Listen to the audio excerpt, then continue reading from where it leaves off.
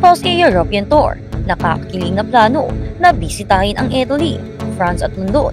Nabunyag ang European Tour ni Kim Pao, isang pakikipagsapalaran sa buong Italy, France at London sa isang kapanapanabik na anunsyo na nag-iwan sa mga tagahanga ng sabik na umaasa sa susunod na kabanata sa kanyang paglalakbay sa musika. Inihayag ni Kim Pao ang sumisikat na bituin sa industriya ng entertainment, ang kanyang inaabangan ay European Tour. Nakatagdang huminto ang mahusay na artista sa tatlong pinaka-iconic na destinasyon sa Europe, Italy, France at London. Kilala sa kanyang kakaibang vocal talent at magnetic stage preference or presence, ang European Tour ng Kim Pao ay humubog upang maging isang hindi malilimutang karanasan para sa kanila at sa kanyang mga tagahanga. Habang naghahanda ang Kim Pao na simulan ang kapanapanabik na bagong kabanata ng kanilang karera, ang kanilang mga tagahanga sa buong Europe ay sabik na nagbibilang ng mga araw upang maranasan ang kanilang kaakit-akit na pagtatanghal ng live.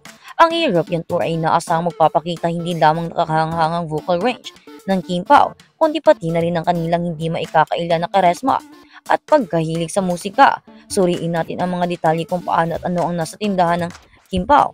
At yun na nga, gusto nilang mag-travel at ayun na nga ay tinanggap nila ang offer na ito, ang European Tour.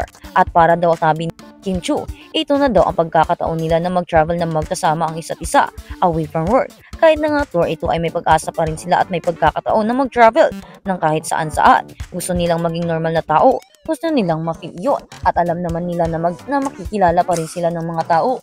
Kaya naman, sinabi nila na pagkatapos ng kanilang tour ay sasamantalahin nila ang kanilang free time na mag-travel na silang dalawa lang ni Paolo na walang nakakaalam kung saan sila pupunta after ng tatlong bansang ito or tatlong part ng Europe na ito ay pupunta sila sa mga bansang hindi pa nila napupuntahan. Nang silang dalawa lang ni Paolo Avellino, wala mang kasamang PE or manager at kahit na sino.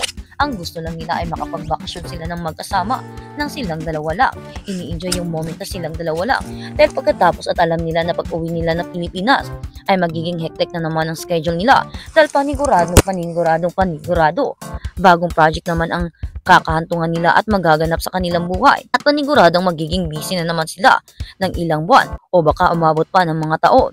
Kaya naman, dahil sa pagiging kilala nila at nung sa showbiz, marami ang humahanga sa kanila at marami ang humihingi na bigyan sila ng projects at yun na nga ay sinasamantala iyon ng industriya upang bigyan sila ng bagong project. Kaya naman pagkatapos ng European Tour na ito, alam na alam din nila na pagkatapos nito ay direhong sasabak na naman sila sa trabaho.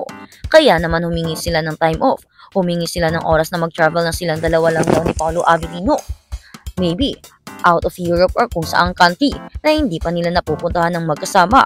Gusto nila doon sa lugar na hindi sila masyadong kilala, yung magiging free sila na maglalakad-lakad at kung saan pupunta ay hindi sila dudumugin ng kanilang mga fans.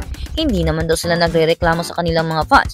Nagpapasalamat mga sila dahil sa mga fans sila nagkaroon sila ng chance na maging bahagi ng buhay ng isa't isa at makapag-travel at maabot ang lahat ng bagay na gusto nila. Pero hindi naman daw selfishness ang humingi lamang daw ng ilang araw o week na ma-enjoy ang kanilang sarili or ang isa't isa na walang gumugulo or walang ini-entertain na iba. Gusto nilang isipin muna ang kanilang healing. Gusto nilang isipin na mag-unwind muna. Yung magiging masaya sila na magkasama ni Paolo Avellino. Yung tipong wala silang iisipin ng mga fans. O na walang dudumog sa kanilang private life. Na parang they can live on their own. Na parang they can enjoy like normal people. Na hindi dinudumog at nai-enjoy ang lahat ng bagay na gusto nila. Pero yun na nga, hindi daw sila nagrireklamo.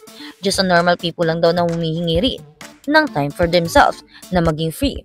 Magsisimula ang European Tour ng Kim Pao sa Italia, isang bansang kilala sa mayamang kultura, sining at syempre sa nakakamanghang arkitektura nito. Nangangako ang Italian League ng tour na magiging isang kapanapanabik na simula sa inaasahan na isang serie ng mga pagtatanghal na may mataas na enerhiya. Ang Italy ay may dirubdob na pagmamahal sa musika at sining ay siguradong mag-aalok ng perpektong backdrop para ipakita ni Kim Pao ang kanilang mga talento sa musika. Kasama sa tour ang mga pagtatanghal sa ilan sa mga pinakamagandang lungsod ng Italy, kabilang ang Rome, Milan at Florence. Inaasahang mararanasan ng mga tagahanga sa mga lungsod na ito ang hindi kapanipaniwalang boses ng Kim Pao sa mga iconic na lugar na nagpapakita ng kahalagahan at kasaysayan at kultura ng mga lokasyon.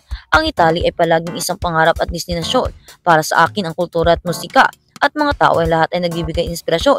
Hindi lamang makapaghintay na magtanghal doon at kumonekta sa aking mga tagahanga na sa napakagandang lugar. Ibinahagi ng Kim Pao sa isang kamakilan Isang romantiko at mahiwagang karanasan ang kasunod ng kanyang mga pagtatanghal sa Italy. Pupunta ang Kim Pao sa France, isang bansang kilala sa romantikong ambience at world-class na eksena sa musika. Ang Paris, lungsod ng mga ilaw, ay walang alinlangan na isa sa mga highlight ng kanyang European tour.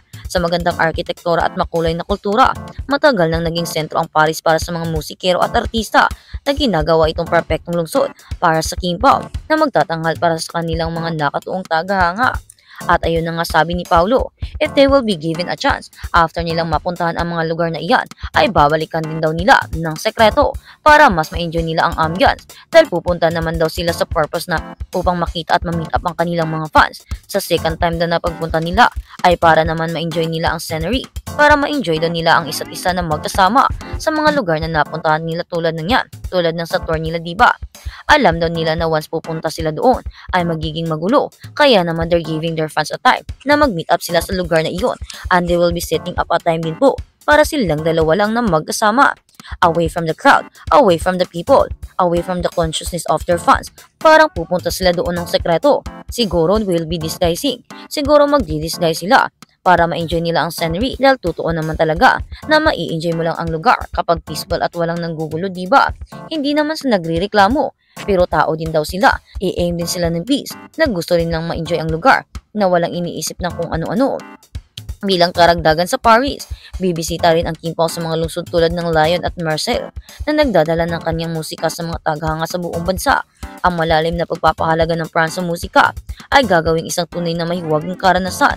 Ang mga pagtatanghal na ito para kay Kim Pao at sa kanilang mga tagahanga ang Pransis. Palagi kong pinapangarap na gumanap sa Paris at sa wakas ay nagkaroon na ng pagkakataon na gawin ito ay surreal. Ang France ay may napakalalim na kultura ng musika at kinakarangal kong magiging bahagi ito. Dagdag pa ni Paulo, inaabangan din ng Kim Pao sa Malta, Italy, France, London ang grand finale ng European Tour. Ang huling paghinto ng Kim Pao Tour ng Kim Pao ay magaganap sa London, isa sa mga pinaka-iconic na lungsod sa mundo. Kilala sa mayamang kasaysayan nito sa musika. London ang naging tahanan ng hindi mabilang ng mga maalamat na artista at musikero. Ang pagtatanghal ng Kim Pao sa London ay inaasang magiging isang hindi malilimutang karanasan para sa kanilang mga tagahanga sa United Kingdom at higit pa. At sinabi nga nila na ito na ang magiging last tour nila at magiging free na nila sila. Gagawa at aalis na naman sila para sa kanilang own na pag-travel. Yung tipong walang fans na nakasunod, walang medyang nakakaalam at nagkukuha ng mga pictures nila. Parang free talaga yung ginagawa nila. Yun ang gagawin nila sa susunod. Traveling on their own, traveling secretly, para ma-enjoy naman nila yung scenery. Sa kombinasyon ng mga modernong lugar at makasay-sayang lokasyon, dadalhin ang Kim Pao ng kanilang natatanging timpla ng talento